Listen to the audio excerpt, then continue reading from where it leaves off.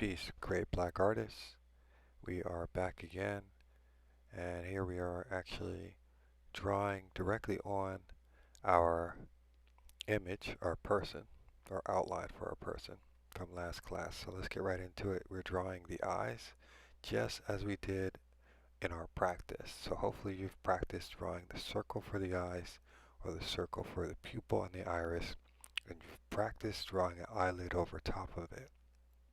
And this is how you draw that on that line that I described in the last video. If you would like, you can go ahead and add some eyelashes to the side of the eyelid, and of course draw in the pupil with just a little bit of highlight left open. Here I'm lightening up a little bit.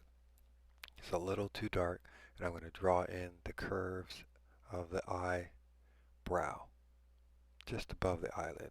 So you can see that one more time.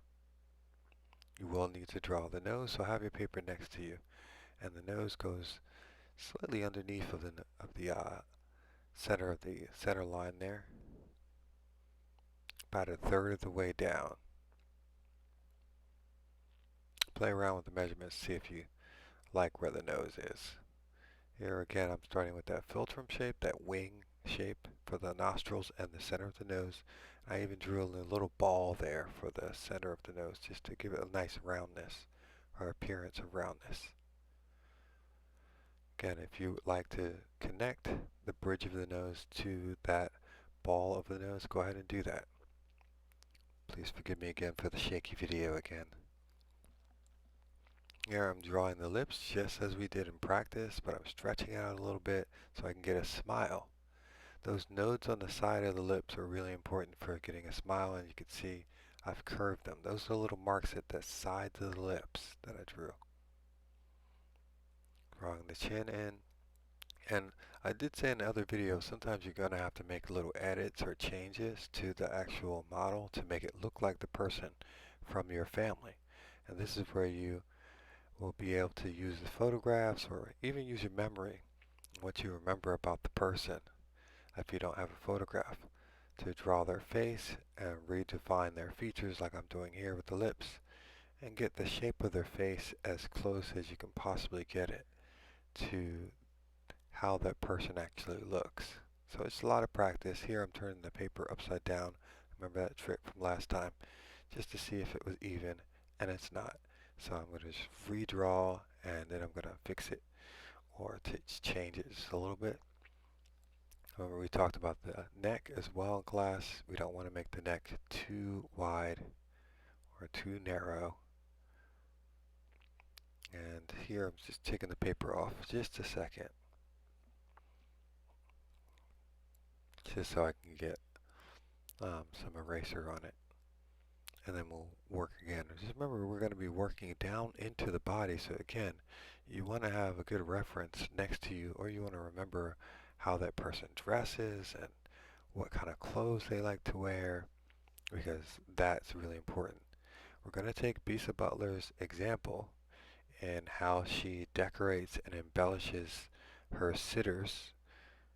Those are people that are in her picture, how she embellishes their wardrobe, and the colors and the fabrics that she chooses to use in her picture. So you want to think about that too. So we recreate the form or the shape of the clothing, and then we will have to do something a little different to decorate it. Again, we're learning from a great black artist, and the tradition that she's following, the quilting tradition that she's following, so we're going to just add some of that in. But here you get to have fun and use a little bit of your own intuition, and you get to use a little bit of your own creativity in drawing some of the clothes. If you need to change things, like I need to change things here to make the person a little smaller because your model is a little big or a little too muscular, or maybe not muscular enough, then you can definitely change things. Or maybe you just want the arm in a different position like I have it here. Go ahead and change things. And remember what I said about the hands. If you're changing things, if you have difficulty drawing hands, draw a mitten first, and then you can go ahead and draw in fingers to correct, to make the hand look like it has fingers. Just drawing lines in between the mitten part.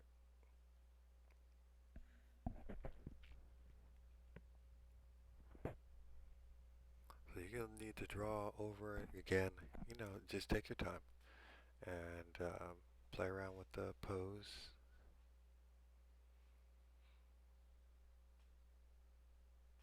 Try and make the arms as symmetrical as you can. If you don't get it right, that's okay. See, my arms are a little big, but maybe the person has a little bit larger arms. Or maybe you just need to erase it, like I just did.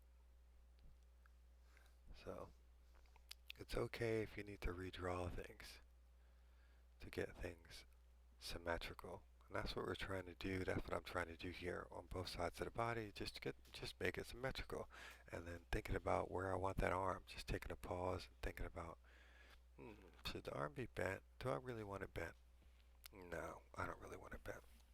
I want it doing something else. I want it holding something. I want it holding a sign. What would that look like? What would it look like if I turn that cone that I'm using for the lower arm upwards so it looks like she's holding something? And then what shape should I use to actually draw in the fingers? What would that look like? Now, if she's holding something from this point of view, she's not actually going to be showing us all her fingers, but I'm going to draw them in anyway because I want to make sure that I have the fingers in the right position. So I'm drawing these fingers in. They look really crude right now. Looks like her hand is broken. It's not a very good drawing of hand, but I'm going to persist. I'll show you what I mean. Be resilient, class. You're all great artists, so be resilient. Sometimes when you're drawing things, they don't always come out right. Again, I didn't want to show that part of the hand. I wanted to show the sign. Perhaps if I was going to show the hand, I would probably do a better job at drawing it.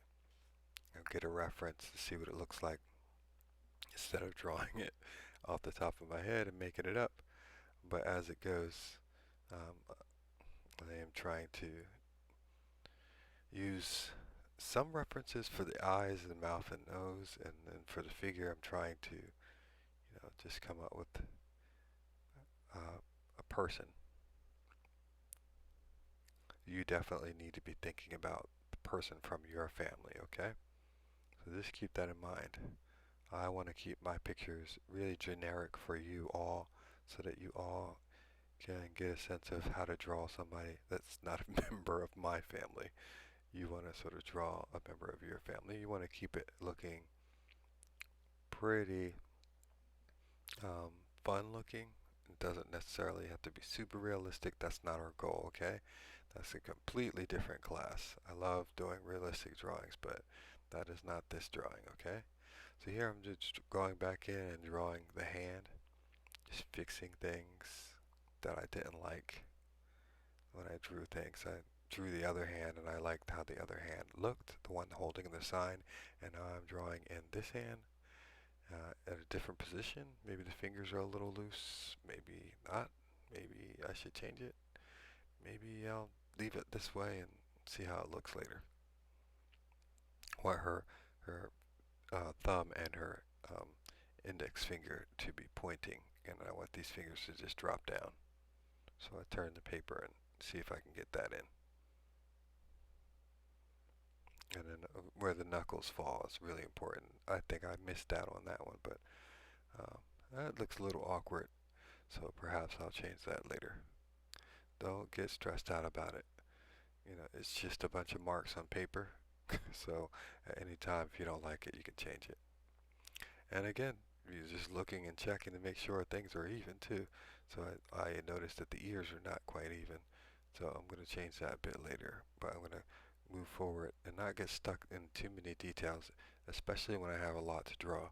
So here I did not draw the legs or the pants in, so I'm just drawing in some pants for her, and and then her feet as well. Then I'll come back up to the top and try her hair. And I'm thinking I'm going to just do some plaits in her hair. So just simplifying that. Anytime we're drawing, whether we're drawing the fingers or the pants or plaits, we're just thinking about what simple shape we can use. So here I'm just using what look like little coils or cylinders in the hair, and I'm going to turn it upside down. And you can't really see it in this picture, but I'm turning it upside down to draw that in, just to get a better look at it.